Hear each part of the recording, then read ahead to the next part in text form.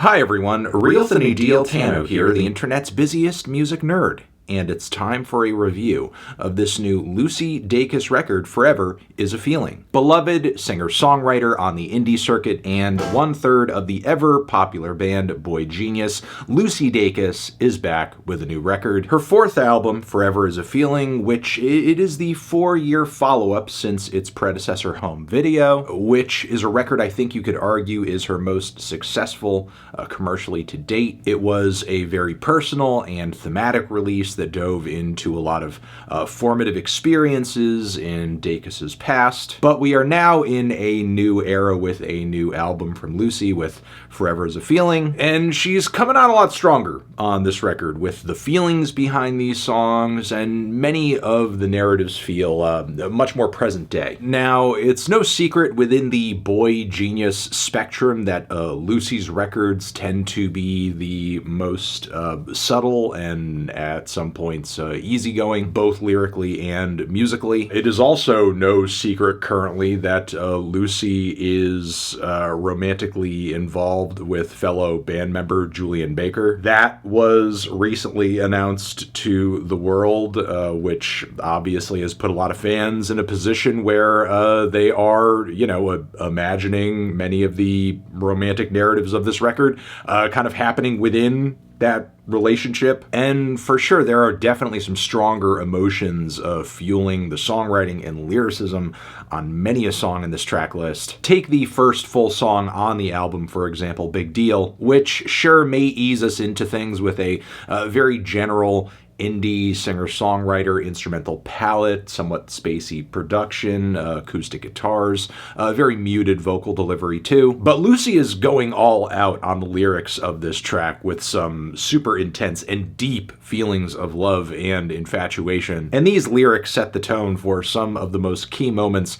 on the entire record. Case in point, the following song, Ankles, which damn, this track with its rhythmic tension-building strings on the verses, very lush, gorgeous hooks, and then Lucy lyrically really being a woman of action, saying, "So bite me on the shoulder, pull my hair, and let me touch you where I want to. Pull me by the ankles to the edge of the bed and take me like you do in your dreams." And then not too long after, there's also the very cute note about, doing the crossword together in the morning. But yeah, taking this approach has led to a very interesting dynamic on this record to where the music doesn't necessarily have a texture or a flavor to it that sounds, super salacious or anything like that, but the storytelling certainly is. And yeah, generally across the record, I would say there is a lot more personality in Lucy's choice of words as we go from sexy to theatrical and hilariously tragic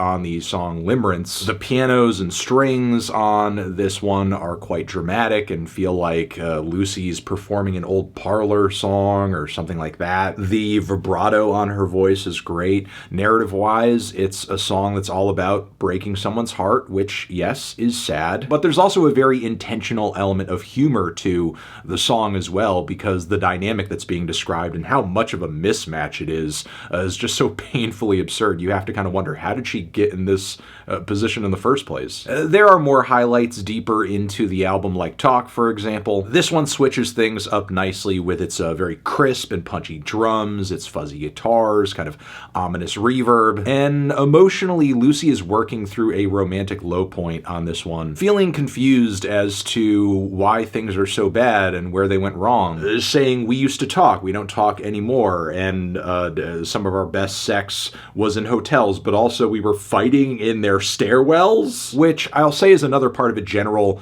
series of themes on this album where this romance that Lucy is very consistently singing about on this album, it seems like a lot of this relationship is being pieced together through a series of, very difficult to line up meetings, crossing paths here and there. For sure, there's a lot of separation and longing in this dynamic. After this, another highlight for me is For Keeps, and despite this being a subtler acoustic number, this song comes through at the very end with a huge rug pull gut punch with the final line that is just a devastating one after Lucy builds up to this moment with all of these statements of, again, just very deep love and infatuation. We have More Longing on the song Come Out, which is, I think, another very solid acoustic number. Great songwriting on this one, too.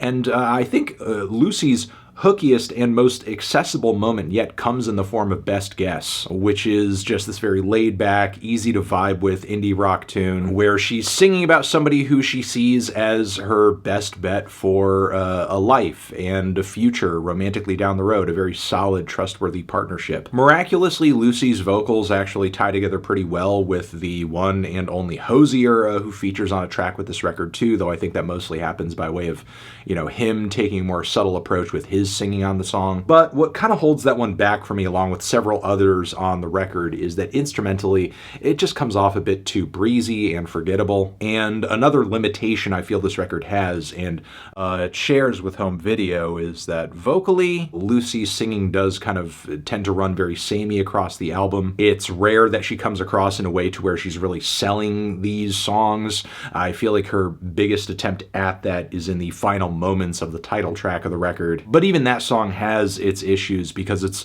multiple phases and changes kind of see the momentum of the song getting lost in the process. But I will remind you, the highlights that I brought up earlier I still think are great, and I love them. And for the most part, I think Lucy's overly measured approach vocally is made up for much of the time by just how strong and bold and in-your-face her writing is on this album. But sometimes it's just not enough to make every song here a banger, because there's some feelings and some moments that honestly you just want to feel by way of the vocal performance, not necessarily having to read super deeply into what she's trying to convey lyrically, which I think, would have been a big help on the closing track, for example, especially since that song does tie up a lot of the feelings of love so well, especially with the allusions to wedding type imagery there. I feel like Forever Is a Feeling has a lot of great songs and highlights, solid writing all around. Lucy getting much bolder on the lyrical front and the storytelling front is a welcome change of pace. And I guess moving forward into the future, I would hope to hear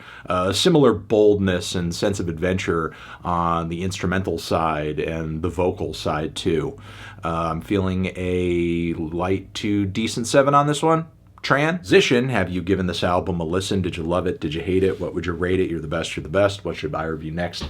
Hit the like if you like. Please subscribe and please don't cry. Hit the bell as well. Over here next to my head is another video that you can check out. Hit that up or the link to subscribe to the channel. Anthony Fantano, Lucy Dacus, Forever Is a Feeling, forever.